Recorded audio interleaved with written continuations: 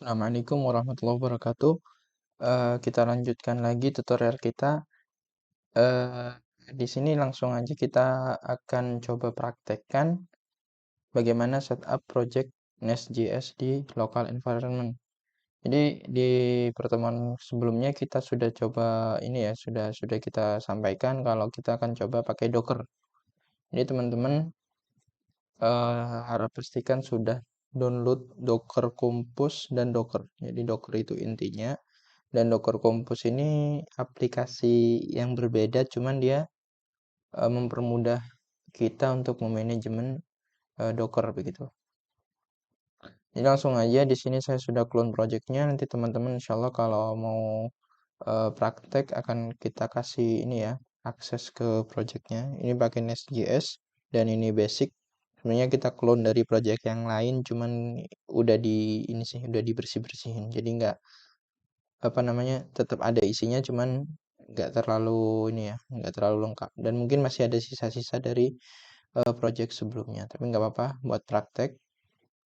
Kita udah clone. Di sini ada beberapa file. Ini teman-teman bisa ikuti di ini ya, readme-nya. Readme bisa dibuka di sini sih, di GitLab. Atau bisa dilihat di source code-nya langsung. Jadi yang paling pertama itu teman-teman harus copy ya, file.env -example di copy jadi file.env. Ini ya, env.example di copy jadi .env. Oke, saya coba remove aja deh. Ya, kita coba praktekkan dari awal. Ini .env-nya saya remove, terus saya duplikat lagi. Ctrl C, Ctrl V ya. Ini saya rename jadi .env. Oke, di sini settingannya harusnya udah nggak perlu diubah lagi. Ini udah sesuai dengan settingan Docker. Jadi bedanya Docker dengan Node.js native atau yang terinstall di komputer itu apa bedanya? Ya, saya anggap teman-teman udah agak familiar dengan Docker ya. Jadi intinya kita di sini simple aja kayak Postgre.js, kita nggak install Postgre-nya di laptop atau di OS, tapi kita pakai Docker. Jadi cukup satu aja Docker dengan satu file ini. Nanti Docker yang akan menyediakan kita image atau ya image dari Postgres.js. Sama dengan ini saya pakai di sini Node.js 18 Slim. Ini teman-teman nggak perlu otak-atik file ini sama sekali karena ini hanya untuk development dan ya nggak perlu diubah gitu kan. Di sini ada dua service. Service pertama namanya app, dia pakai Node.js 18 Slim, ukurannya sekitar 200-300 MB. Terus ini Postgre kita pakai yang latest di sini. Jadi teman-teman kalau belum pernah install nanti ketika kita menjalankan pertama kali dia akan download dulu dari internet. Tapi kalau udah pernah install dia langsung aja di sini saya sudah pernah install ya, ini beberapa Node.js, beberapa versi, ada yang 18, ada 18 Slim, ada yang 19 Slim. Di sini ukurannya bisa teman-teman lihat. Terus juga saya udah pernah install atau udah pernah download Postgres di sini yang latest 5 bulan yang lalu 376 MB dan lain sebagainya. Ini juga ada Node.js tapi versi 11, terus pakai Linux Alpine, ini ukurannya paling kecil. Jadi intinya teman-teman nanti otomatis Dockernya akan download sendiri.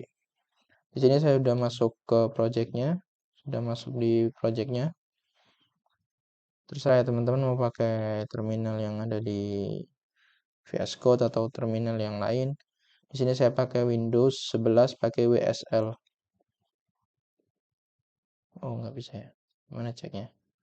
Ya, intinya saya pakai WSL di sini.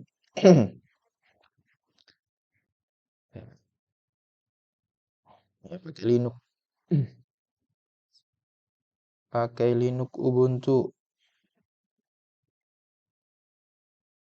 Ada tulisan Ubuntu-nya ya. Ya, intinya ini pakai Linux. Microsoft Subsystem Linux versi 2. Oke, kita langsung aja bisa dilihat di readme. Di sini sebenarnya sama. Di sini mau pakai Node.js yang terinstall di laptop atau pakai Node.js di Docker sama aja. Intinya ya kita perlu pertama install apa namanya dependensi. Di sini saya sudah install ya, udah ada node modulnya. Tapi nggak apa nanti kita run lagi. Terus copy ini env-nya. Ini kebalik nggak apa-apa. Misalkan di copy dulu baru npm install nggak masalah. Terus ini JWT secretnya kita tulis saja. Ini untuk enkripsi password ya. Ini bisa tulis terserah aja sih. Terserah. Ini kata rahasia. Iya. Ini ya. npm run seed ini kita bikin komentar atau perintah custom. Jadi di sini kita bikin sendiri seed ya. Kita menjalankan seeder.ts. Ini untuk membuat data dummy. Jadi pertama kali aplikasi database kosongan itu kita udah langsung kasih data gitu kan. Jadi nggak perlu isi data manual untuk testing. Jadi udah ada datanya dummy. Jadi ini npm run seed fungsinya agak lama karena kita pakai ada beberapa data yang kita ambil dari API online. Oke, misalkan subdistrict seeder ini. Ya, kayak gini kita ambil dari data dari online. Di sini pakai Axios, kita ambil data yang online begitu ya.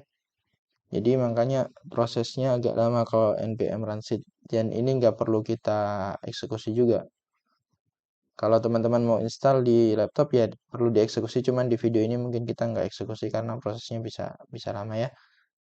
Ini npm run start dev adalah perintah untuk menjalankan Nest.js versi mode dev.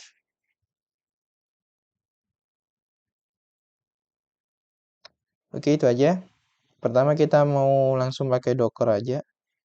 App ini nama service, ingat ya, app ini nama service. Nah, ini kok jadi ngedit. App ini nama servicenya. Terus kita akan menjalankan npm install di dalam service app. Jadi kita langsung aja di sini. Docker compose run nama servicenya terus nama perintahnya npm install.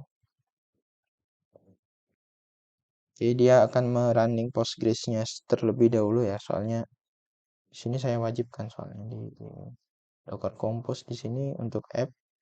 Di sini ada depends on Postgres. Jadi Postgres-nya akan dijalankan dulu baru app-nya mau jalan. Oke, npm install ini sebenarnya saya sudah running ya, tapi nah ini ya agak cepat. Jadi kalau teman-teman belum pernah running sama sekali terus image-nya belum di-download, maka Docker akan langsung otomatis mendownload. Jadi teman-teman harus menunggu terlebih dahulu ya agar Dockernya mendownload dua image, yang pertama Postgres, yang kedua Node.js. Oke, kalau udah kayak gini kita bisa lihat ini ya, Docker Compose PS. PS ini untuk melihat service apa atau kontainer apa yang sedang berjalan. Di sini cuma ada satu Postgres, yang app nggak kita jalankan. Oke, terus kita coba dulu karena Postgres-nya udah jalan, kita coba connect ke database-nya. Postgres. Jadi teman-teman enaknya pakai Docker tuh nggak perlu install Postgres di komputer atau di PC. Jadi langsung aja Dockernya dijalankan, Postgres-nya jalan. Nanti kapan Dockernya dimatikan, Postgres-nya udah nggak bisa diakses lagi kayak gitu, harus dihidupkan dulu.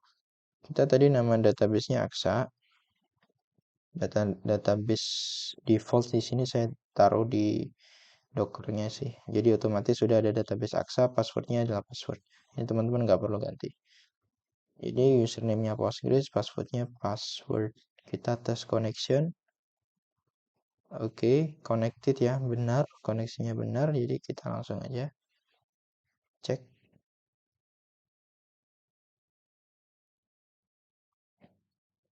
Ini yang mana tadi ya? Ini ya.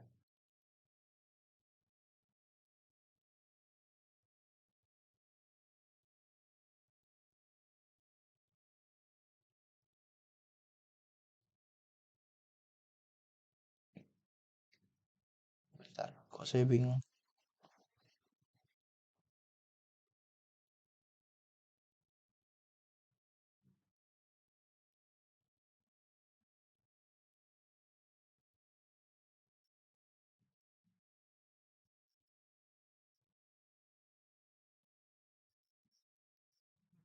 Reset UI setting aja. Bentar ya. Dia ada panel yang mungkin ke close ya nih tadi itu. Bukan ini juga sih. Project general script connection. Oh, ini nih. Ya, saya salah mencet tadi ya. Nah, ini database-nya ini ada dua. Karena saya sebelumnya sudah pernah bikin, kita delete aja satunya. Ini database-nya AXA, skemanya tabelnya tabelnya udah ada. Oke, kita coba delete dulu ya. Berarti ini sebelum ini tadi saya sudah pernah eksekusi aplikasinya, jadi tabelnya udah ada. Kita delete dulu semua. Jadi benar-benar fresh, database baru, benar-benar fresh. Oke, di sini tabelnya kosong. Langkah selanjutnya apa? Kita langsung running aja aplikasinya. Kita runningnya langsung pakai ini ya. Docker compose app atau Mindy. Mindy ini biar jalan di balik layar begitu ya. Atau nggak pakai Mindy juga nggak apa-apa. Docker compose app app ya. App app. Ini app ini app. Nggak pakai Mindy. Jadi kalau nggak pakai Mindy itu dia nggak jalan di balik layar tapi langsung jalan aja kayak gini. Nah, dia langsung jalan.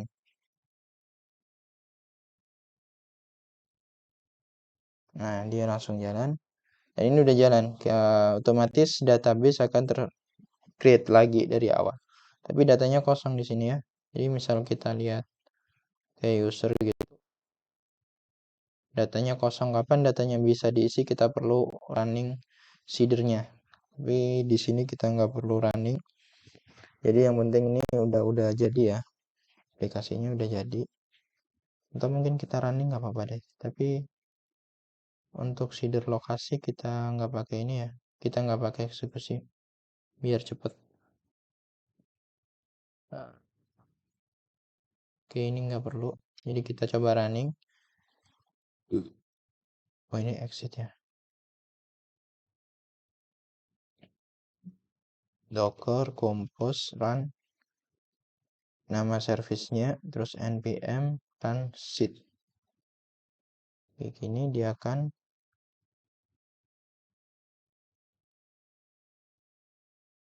melakukan seeder. Ada error. User buat array is indefinite. Oke, karena seedernya lagi error di sini jadi kita biarin dulu. Oke, ini karena habis ini ya, habis apa namanya? Saya habis bersih-bersih ini karena projectnya baru saya copy dari project yang lain, tapi saya hapus-hapus tuh ya kan. Jadi ada beberapa error dari ini, errornya masalah circular dependency mungkin agak ribet untuk dicek sekarang. Jadi kita skip dulu untuk seedernya, kita running lagi untuk aplikasinya, tapi sekarang kita running pakai Mindy.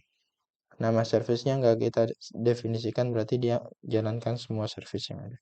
Terus kita lihat dari PS, Docker Compose PS, ini udah jalan. Aplikasinya udah jalan, Postgres-nya juga jalan. Aplikasinya forward ke port 4000, Postgres-nya port 5432. Jadi kalau teman-teman punya Postgres yang udah terinstall di laptop, maka nanti kalau portnya sama ya konflik ya. Jadi salah satunya harus dimatikan. Atau kalau nggak mau dimatikan nanti yang di sini bisa diganti jadi port lain. Oke, sekarang kita coba lihat logs. Logsnya kayak gini, logs terus min f ini biar real time. Nah, kita lihat lognya seperti ini. Kita cek aplikasinya apakah sudah bisa diakses dari browser. Nah, ini udah bisa diakses. Lognya bisa kita lihat di sini. Ini error karena browser berusaha mengambil index.html tapi oke, kita coba langsung akses Swagger. Jadi seperti yang sudah kita jelaskan di beberapa video yang kemarin, kita pakai Swagger untuk REST API dan URL-nya ada di sini. Nah, jadi Swagger itu seperti ini. Kita bisa langsung search bisa langsung apa namanya?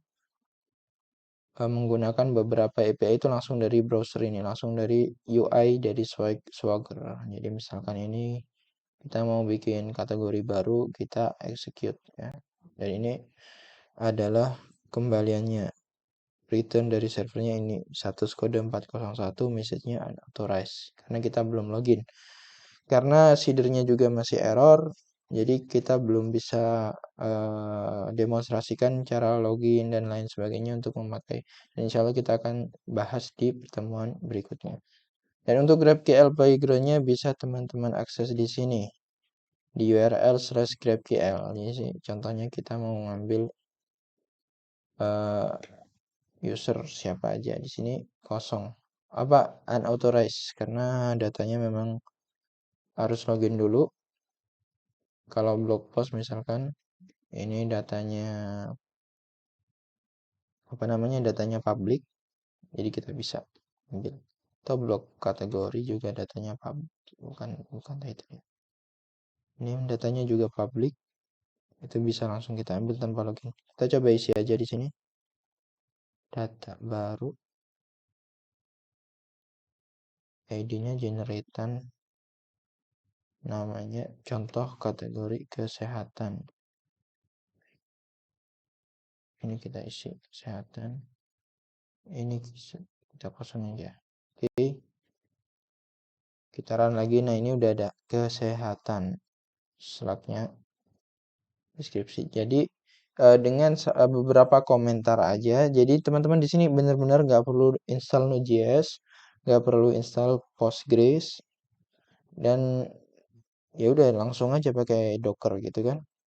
Nah, ini adalah opsi yang pakai Docker. Kalau yang nggak pakai Docker berarti teman-teman harus install Node.js di komputer, di lokal atau di OS-nya. Kalau pakai WSL berarti di Linux-nya. Kemudian install juga apa namanya Postgres yang juga jalan di OS gitu. Untuk pertemuan selanjutnya kita insya Allah akan coba ini ya beberapa API yang udah ada bawaan di sini seperti login, terus juga seedernya, terus bagaimana cara menggunakan yang dari Swagger, login dari Swagger, terus login dari sini seperti apa. Insya Allah kita akan bahas di pertemuan berikutnya. Wassalamualaikum warahmatullahi wabarakatuh.